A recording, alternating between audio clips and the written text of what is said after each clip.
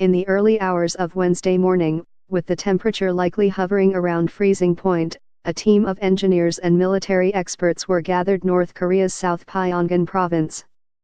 Just before 3 a.m. they launched a missile into the sky. It flew for 54 minutes and reached a height of about 2,800 miles before crashing down into waters in Japan's exclusive economic zone. The missile test, the North's first in 74 days, quickly raised a number of questions for the United States and its allies. But for many observers, particularly those in East Asia, a more immediate query sprang to mind: why would Pyongyang test a ballistic missile in the middle of a bitterly cold night? According to data compiled by Shay Cotton, a research associate at the James Martin Center for Nonproliferation Studies, North Korean missile tests tend to take place mid-morning. Between 9 and 11 a.m. has been most popular, shows Cotton's data, which goes back to April 15, 2016. There have, however, been a variety of tests at different times. North Korea has tested missiles a number of times during the afternoon, as well as in the evening. No one knows exactly why North Korea spreads out its missile test timings like this.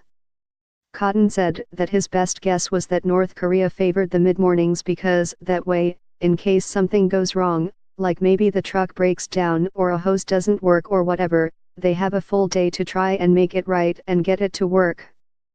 If a missile test fails and the missile blows up, they have a full day of sun to try and collect the pieces and conduct some early failure analysis, Cotton added.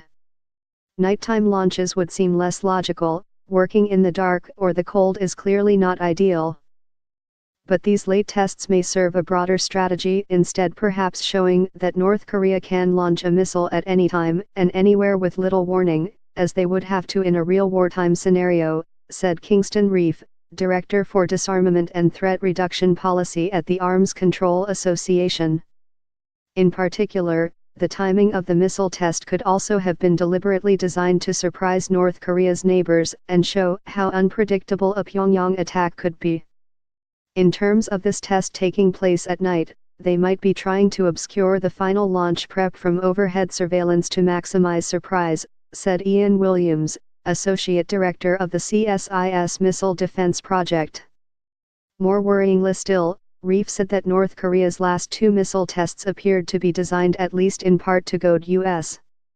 missile defense systems. The United States' primary system for defending the country from a North Korean ballistic missile attack is a ground-based midcourse system which is mostly based in Alaska and partially in California. Among other shortcomings with the system, it has never been successfully intercept tested at night, Reef said. In fact, there has been only one intercept test that has taken place at night. Whether North Korea's use of nighttime testing is deliberate is ultimately unclear, however. Domestic factors unrelated to a broader strategy do appear to affect Pyongyang's weapons testing. North Korean missile testing notably slows down in autumn when the country is preoccupied with a harvest, for example.